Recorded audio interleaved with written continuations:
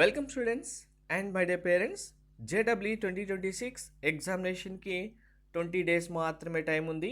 ఇప్పుడు అందరి మైండ్లో రన్ అవుతుంది ఒకే ఒకటి, మంచి మార్క్స్ వస్తాయా, ర్యాంక్స్ వస్తాయా. స్టూడెంట్స్తో పాటు పేరెంట్స్ కూడా చాలా టెన్షన్ ఉంటుంటుంది. ఇప్పుడు ఈ టైంలో అసలు ఎగ్జాక్ట్గా పేరెంట్స్ అయినా స్టూడెంట్స్ అయినా ఏం చేయాలి, ఏం చేస్తే మార్క్స్ తెచ్చుకోగలుగుతారనేది క్లారిటీగా చెప్తాను. ప్రతి ఒక్కరూ ఇప్పుడు చెప్తున్న పాయింట్స్ లాస్ట్ చాలా ఇయర్స్ నుంచి స్టూడెంట్స్ పేరెంట్స్ యొక్క ఎక్స్పీరియన్సు, వాళ్ళు చేసినవి చేయనివి అన్నీ చూసిన తర్వాత ఎవరికి మార్క్స్ వచ్చాయి, ఎవరు ఎలా చేస్తే మార్క్స్ కోల్పోయారు అనేది సమ్మరైజ్ చేసి ఇప్పుడు మీకు క్లారిటీగా చెప్పబోతున్నాను. సో ఫస్ట్ థింగ్, కేటగిరీ వైజ్గా క్వాలిఫై కావాలి అంటే మీకు మార్క్స్ ఇక్కడ ఇవ్వడం జరిగింది. చూడండి, OC, EWS, OBC, SC, ST మీకు షిఫ్ట్ బేస్ చేసుకొని ఈజీ టు మోడరేట్ డిఫికల్టీ. 99% అంటే almost easy to moderate difficulty వరకు. డిఫికల్టీ అయితే 180, ఈజీ పేపర్ అయితే 200, అప్రాక్స్గా ±5 మార్క్స్ డిఫరెన్స్ అయితే ఉంటుంది. ఇది 99%కి అందరికీ సేమ్ మార్క్సే ఉంటాయి. వచ్చిన పర్సంటేజ్ బేస్ చేసుకొని ర్యాంక్స్ ఇస్తారు కాబట్టి ఆ ర్యాంక్స్ డిఫరెన్స్ అనేవి మీ కేటగిరీ వైజ్గా వస్తాయి. బట్ ఇక్కడ స్టూడెంట్స్ 4 కేటగిరీలో ఉంటారు. డబుల్ స్టార్లో ఉంటారు, first category, second category, third category. ఎవరు ఏ కేటగిరీకి వస్తారు, ఎవరు ఎలా ప్రిపేర్ అవ్వాలనేదే చాలా ఇంపార్టెంట్. అందరూ ఒకే స్టెబిలిటీ ఉండదు, అందరి క్యాపబిలిటీ ఒకేలాగా ఉండదు, అందరికీ ఒకే రేంజ్ మార్క్స్ రావు. సో ఇప్పటికే అందరికీ మీకు అర్థమై ఉంటుంది. ఆల్మోస్ట్ 2 ఇయర్స్ ప్రిపేర్ అయిన స్టూడెంట్స్ ఉన్నారు, లాంగ్ టర్మ్ వెళ్ళి ఇప్పుడు 3 ఇయర్స్ ప్రిపేర్ అవుతున్న స్టూడెంట్స్ ఉన్నారు, కొంతమంది స్టూడెంట్స్ 4th ఇయర్ కూడా ఉన్నారు.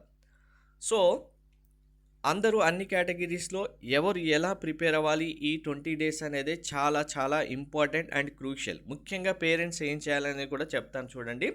బిఫోర్ దట్ వీడియో లైక్ చేసి తప్పకుండా షేర్ చేయండి. కంప్లీట్ గైడెన్స్ కోసం ఛానల్ సబ్స్క్రైబ్ చేసుకొని బెల్ బటన్ అయితే ప్రెస్ చేయండి. మనకు 15 lakhs to 16 lakhs స్టూడెంట్స్ అయితే ఎగ్జామ్ రాయబోతున్నారు. ఇందులో ఈ క్వాలిఫై మార్క్స్ నుంచి ఇంకా ఎక్కువ మార్క్స్ వచ్చి 99% నుంచి 99.9% వరకు వెళ్ళే స్టూడెంట్స్ యొక్క కౌంట్ కనుక చూసుకుంటే ఈ 1, 2, 3 కేటగిరీలో ఉండే 2.5 lakh స్టూడెంట్స్ మాత్రమే ఉంటారు. మిగిలిన స్టూడెంట్స్ డబుల్ స్టార్లో 12.5 lakh స్టూడెంట్స్ వరకు ఉంటారు. సో ఇప్పుడు మీ పొజిషన్ని మీరు కాపాడుకోవడమే చాలా ఇంపార్టెంట్. ఏంటి, మీరు ఆల్రెడీ కాలేజీలో రాస్తున్న ఎగ్జామ్లో మీ గ్రాండ్ టెస్ట్లో మీరు క్వాలిఫై మార్క్స్లో ఉన్నారా, 99% ప్లస్ మార్క్స్లో ఉన్నారా, లేదు ఈ మధ్యలో ఉన్న బార్డర్లో మార్క్స్లో ఉన్నారా అనేదే చాలా ఇంపార్టెంట్.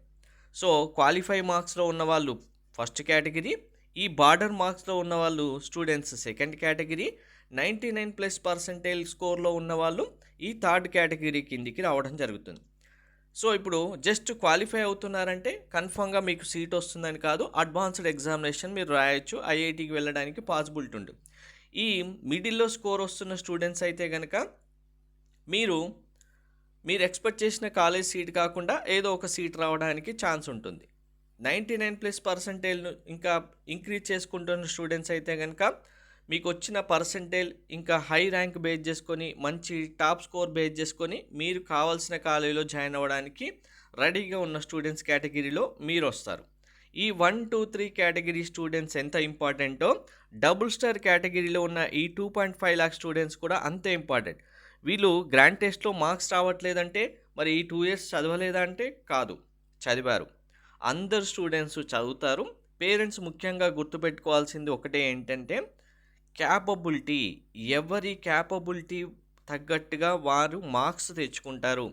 మీరు 8 lakhs ఫీజు పే చేసి 6 lakhs పే చేసి ఫస్ట్ ర్యాంకర్ ఉన్న కాలేజీలోనే జాయిన్ చేపిస్తే ఇక్కడ ఆ స్టూడెంట్కి కూడా ఫస్ట్ ర్యాంక్ వస్తుందనేది ఉండదు. ఆ స్టూడెంట్ క్యాపబిలిటీతో మీ స్టూడెంట్ యొక్క క్యాపబిలిటీని అసలే కంపేర్ చేయకండి. అనవసరంగా డిస్గ్రేడ్ కూడా చేయకండి. ఎందుకు అనేది మీకు వీడియో ఎండింగ్ వరకు చూస్తే క్లారిటీగా అర్థమవుతుంది చూడండి. So now coming to point. ఇక్కడ ఇప్పుడు first, second, third category students ఎలా ఉన్నారు అంటే కనుక మీరు ఇక 12.5 lakh స్టూడెంట్స్ గురించి ఇంకా క్లారిటీగా చెప్తాను, వెయిట్ చేయండి. మీకు ఇప్పుడు 2.5 లాక్ స్టూడెంట్స్లో ఉన్న కౌంట్ గురించి కూడా చెప్తాను.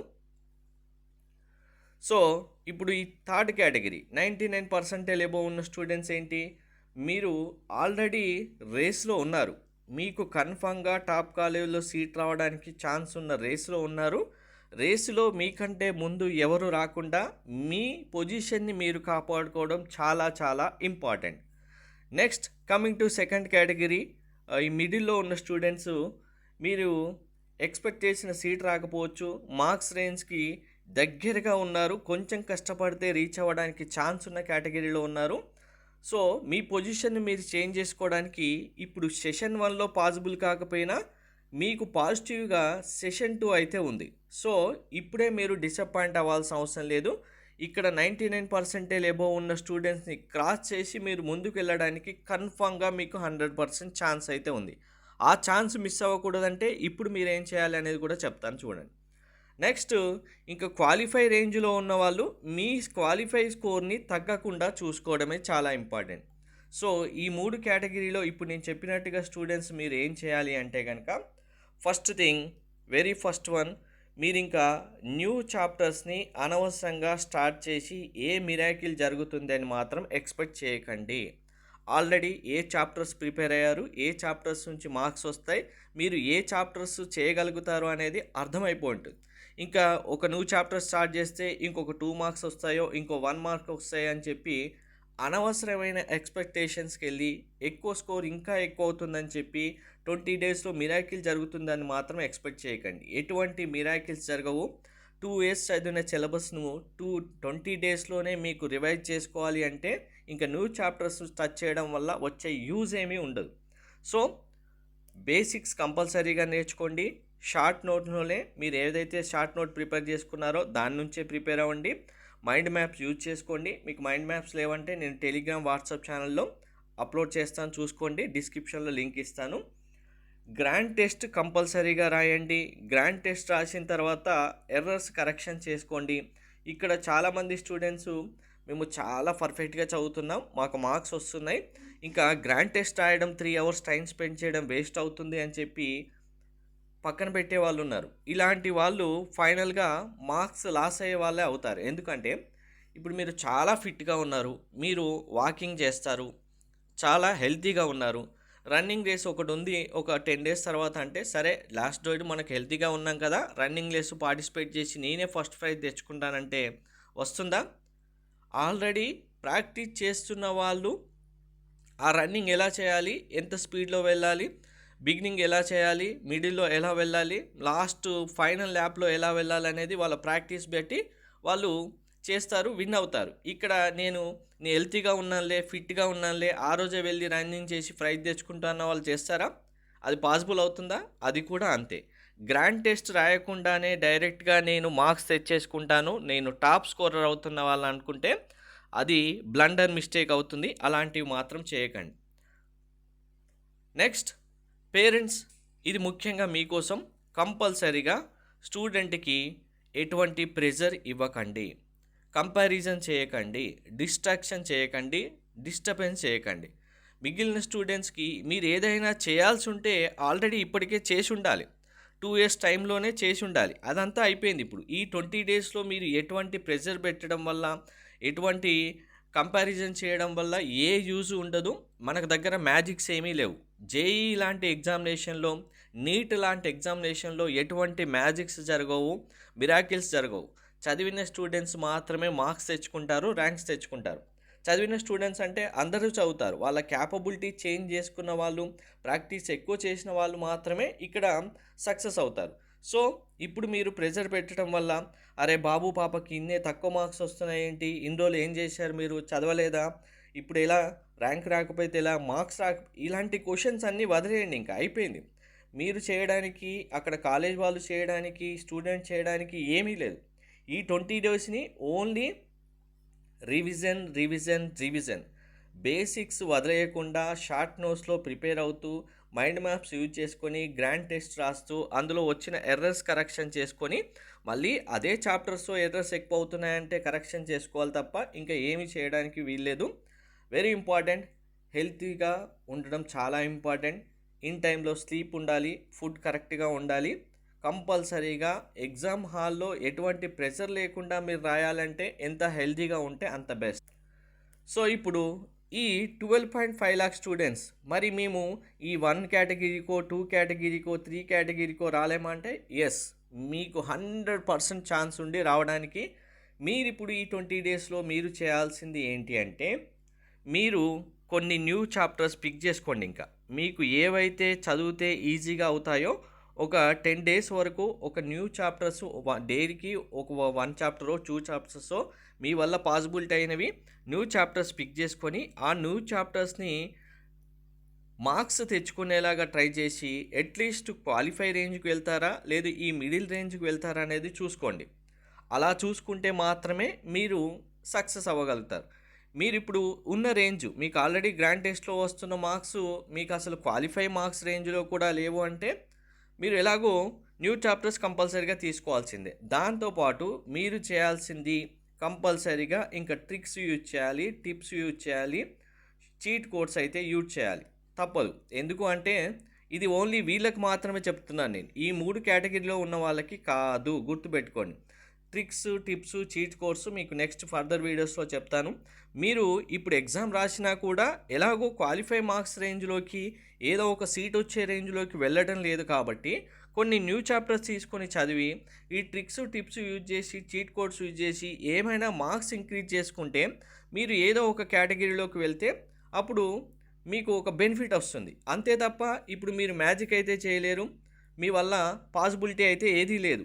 ఎలాగో మీరు ఇప్పుడు ఏమి చేయకుండా ఎగ్జామ్ రాసినా ఏదో ఒకటి చేసి ఎగ్జామ్ రాసినా మీ స్కోర్ ఇక్కడ ఉంది కాబట్టి మీకు వచ్చే యూజ్ ఏం లేదు. కాబట్టి మీరు ట్రిక్స్, టిప్స్, చీట్ కోడ్స్ కంపల్సరీగా యూజ్ చేసి ఏదో ఒక విధంగా కొన్ని మార్క్స్ ఇంక్రీజ్ చేసుకోవడానికి ట్రై చేస్తే క్వాలిఫై అయినా అడ్వాన్స్డ్ ఎగ్జామినేషన్కి ప్రిపేర్ అయ్యినా మీరు ఐఐటికి వెళ్ళడానికి ఛాన్స్ తెచ్చుకోవచ్చు.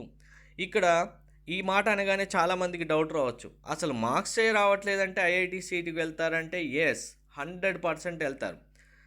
మెయిన్స్లో జస్ట్ క్వాలిఫై అయ్యి అసలు ఒక జిఎఫ్టీ కాలేజీలో సీట్ రావడానికి ఛాన్స్ లేని స్టూడెంట్స్ కూడా ఆటోమేటిక్గా ఎన్ఐటి, ట్రిపుల్ సీట్ రాని స్టూడెంట్స్ కూడా ఐఐటీలో జాయిన్ అయిన స్టూడెంట్స్ కూడా మన మెంటర్షిప్లో ఉన్నారు. సో అలాంటి సిచ్యువేషన్స్ వస్తాయి. ఎందుకు అనేది మీకు ఫర్దర్గా మీకే అర్థమవుతుంది. ఫస్ట్ ఒక సెషన్ 1 పైన ఫోకస్ పెట్టండి. ఇక్కడ ఇంకా కేటగిరీ 2 అండ్ కేటగిరీ 1లో ఉన్న వాళ్ళు మీకు ఇప్పుడు స్టేబుల్గా మీ మార్క్స్ మెయింటైన్ చేస్తే మీరు మళ్ళీ సెషన్ 2లో మీ స్కోర్ ఇంక్రీజ్ చేసుకుంటే ఆటోమేటిక్గా ఇంకా మీరు టాప్లోకి వెళ్తారు. అండ్ ఇక్కడ వెరీ ఇంపార్టెంట్, కేటగిరీ 3 99%లో ఉన్న స్టూడెంట్స్ మీరు మీ రేస్లో మీరే ముందుండేలాగా చూసుకోవడం చాలా ఇంపార్టెంట్. స్కోర్ వస్తుంది కదా అని చెప్పి నెగ్లెక్ట్ చేయడం లేదు, నాకంటే వెనక ఉన్న వాళ్ళు ఇంకా ముందుకెళ్తారని భయపడడం, ఇవన్నీ చేయకండి. కాన్స్టెంట్గా మీ ఫోకస్ మీ మార్క్స్ పైన ఎంతైతే వస్తుందో దాన్నే స్టేబుల్గా మెయింటైన్ చేసేలాగా చూసుకోండి. కావాలంటే సెషన్ 2 టైంలో ఇంకా ఏమైనా న్యూ చాప్టర్స్ యాడ్ చేసుకొని మార్క్స్ ఇంక్రీజ్ చేయడానికి ట్రై చేయండి, ఇప్పుడు మాత్రం చేయకండి. సో ఈ 1, 2, 3 category students new chapters use చేయకండి. ట్రిక్స్, టిప్స్, చీట్ కోడ్స్ మీరు యూజ్ చేయడానికి వీల్లేదు. ఎందుకంటే పాసిబిలిటీస్ వీళ్ళకి ఏమీ యూజ్ లేదు కాబట్టి ఇంక్రీజ్ చేసుకోవడానికి ఛాన్స్ ఉంది. మీరు ఆల్రెడీ మార్క్స్లోకి వెళ్తున్నారు కాబట్టి ఇంకా నెగిటివ్ మార్క్స్కి వెళ్ళడానికి మాత్రం ట్రై చేయొద్దు. చేస్తే ఉన్న మార్క్స్ లాస్ అవుతారు కాబట్టి అనవసరంగా ఏదో కొత్త ప్రయోగం చేసిన వాళ్ళు అవుతారు. సో ఇప్పుడు అందరికీ అర్థమైంది కదా, కంపల్సరీగా ఈ 20 డేస్ని ఇప్పుడు చెప్పినట్టుగా కరెక్ట్గా యూటిలైజ్ చేసుకోండి. అలా చేస్తే మాత్రమే సక్సెస్ అవుతారు. అందరికీ all the best. Thank you.